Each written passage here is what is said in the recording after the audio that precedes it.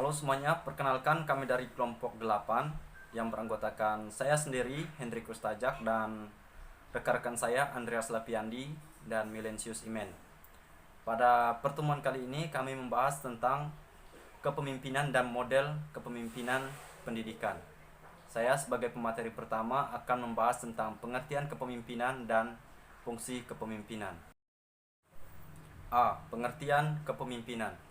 Kepemimpinan dapat didefinisikan sebagai kemampuan yang dimiliki seseorang untuk dapat mempengaruhi, mendorong, mengajak, menuntun, menggerakkan, mengarahkan orang agar menerima pengaruh dan melakukan sesuatu yang dapat membantu tercapainya suatu tujuan yang telah ditetapkan. Sedangkan menurut Purwanto, pengertian kepemimpinan yaitu sekumpulan dari serangkaian kemampuan dan sifat-sifat kepribadian, termasuk di dalamnya kewibawaan untuk dijadikan sebagai sarana dalam rangka meyakinkan yang dipimpinnya agar mereka mau dan dapat melaksanakan tugas-tugas yang dibebankan kepadanya. Selanjutnya yaitu tentang fungsi kepemimpinan. Secara operasional, fungsi kepemimpinan dapat dibedakan dalam 5 fungsi pokok, yaitu yang pertama, fungsi instruksi. Artinya, fungsi ini bersifat komunikasi satu arah, di mana pemimpin sebagai komunikator merupakan pihak yang menentukan apa, bagaimana, bila mana, dan di mana perintah itu dikerjakan agar keputusan dapat dilaksanakan secara efektif. Kemudian yang kedua yaitu fungsi konsultasi. Fungsi konsultasi ini dimaksudkan untuk memperoleh masukan berupa umpan balik untuk memperbaiki dan menyempurnakan keputusan-keputusan yang telah ditetapkan dan dilaksanakan. Yang ketiga yaitu fungsi partisipasi. Fungsi partisipasi yaitu suatu fungsi yang dijalankan pemimpin untuk mengaktifkan orang-orang yang dipimpinnya, baik dalam keikutsertaan mengambil keputusan maupun dalam melaksanakannya. Kemudian yang keempat yaitu fungsi delegasi. Fungsi delegasi dilaksanakan dengan memberikan pelimpahan wewenang, membuat atau menetapkan keputusan, baik melalui persetujuan maupun tanpa persetujuan dari pimpinan. Yang terakhir yaitu fungsi pengendalian.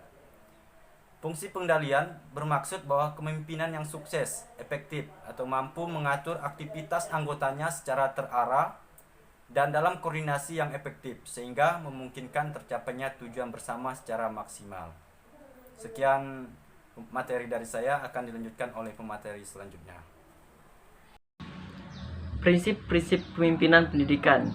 Yang pertama, prinsip pelayanan.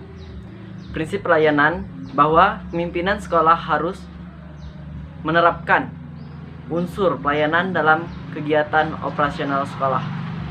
Yang kedua, prinsip persuasi. Prinsip persuasi, pemimpin dalam menjalankan tugasnya harus memperhatikan situasi dan kondisi setempat demi keberhasilan kepemimpinannya yang sedang dilakukan dan yang akan dilakukan. Yang ketiga, prinsip pembimbingan. Prinsip pembimbingan, pemimpin pendidikan hendaknya membimbing peserta didik karena tujuan yang ingin dicapai sesuai dengan perkembangan peserta didik yang Anda bimbingi. Yang keempat, prinsip efisiensi. Prinsip efisiensi mengarah kepada cara hidup yang ekonomis dengan pengeluaran sedikit untuk memperoleh keuntungan yang sebanyak-banyaknya. Prinsip berkesinambungan. Prinsip berkesinambungan agar pemimpin pendidikan ini diterapkan tidak hanya pada satu waktu saja, tetapi perlu secara terus-menerus. Yang kedua yaitu pendekatan kepemimpinan. Pendekatan kepemimpinan ada 3 pendekatan. Yang pertama, pendekatan sifat. Yang kedua, pendekatan perilaku. Yang ketiga, pendekatan pengaruh kekuasaan. Baik, di sini saya akan membahas yang pertama, yaitu pendekatan sifat. Pendekatan ini lebih menekankan pada atribut-atribut pribadi dari kepemimpinan.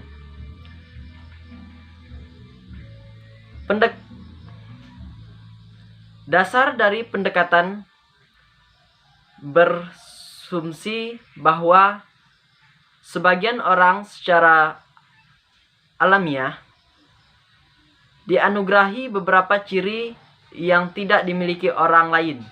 Pendekatan sifat inilah yang mengarahkan kepada ciri-ciri yang tidak dimiliki orang lain. Seperti yang pertama, ciri-cirinya sifat fisik. Tidak mungkin semua manusia itu fisiknya sama.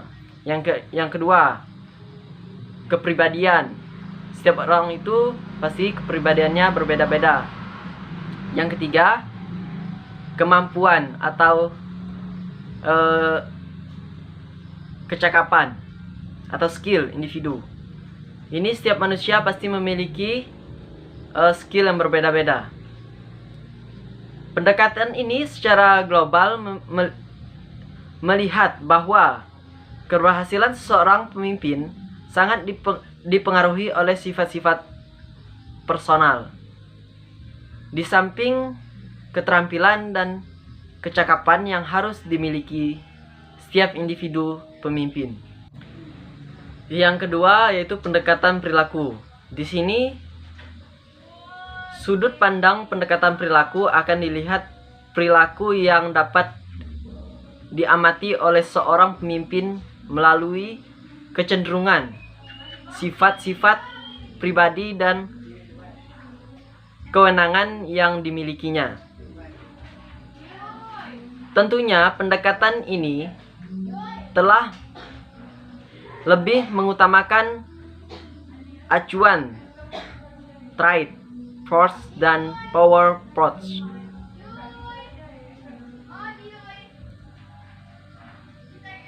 Salah satu studi tentang pendekatan perilaku telah ditujukan dalam studi kepemimpinan Ohrstat tentang perbandingan tingkat congratulation. Congratulation adalah perilaku pemimpin dengan sikap ramah, perhatian, dan berwibawa. Selain itu, studi kepemimpinan dari Linkhat juga memberikan gambaran dalam bentuk pola perilaku pemimpin. Studi-studi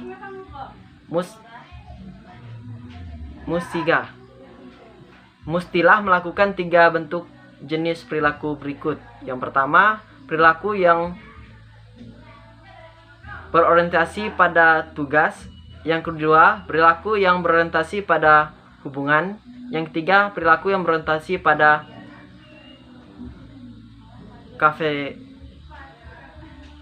keefektifan. Yang ketiga, pendekatan pengaruh kekuasaan. Pendekatan ini memandang bahwa keberhasilan pemimpin dalam mempengaruhi orang disebabkan adanya kekuasaan diri pemimpin tersebut. Karena memiliki kekuasaan, orang lain bersedia membuat sesuai dengan apa yang diharapkan seseorang pemimpin. Hal ini sering dibuat dengan istilah wewenang. Baik, perkenalkan, nama saya Melensius Imen. Saya sebagai pemateri ketiga. Di sini saya akan menjelaskan tentang pendekatan situasional. Pendekatan situasional tersebut oleh Fielder dibagi dalam 3 dimensi. Pertama itu hubungan antara kepemimpinan dan bawahan. Kedua itu tingkatan dalam struktur tugas. Baik, yang selanjutnya mengingat kepemimpinan dengan peningkatan ini selalu melihat kondisi bawahan yang beragam, maka muncul beberapa kategori tipe kepemimpinan. Di sini ada 4 tipe. Yang pertama itu tipe struktur kepemimpinan. Yang kedua itu tipe konsultasi kepemimpinan. Yang ketiga itu tipe motivasi. Yang keempat itu tipe delegasi. Baik, selanjutnya yang model kepemimpinan pendidikan. Di sini ada 4 model. Yang pertama itu model otakristis. Yang kedua itu model premisif, dan yang ketiga model partisipatif, dan yang terakhir model situasional. Baik, sekian dari saya ucapkan terima kasih.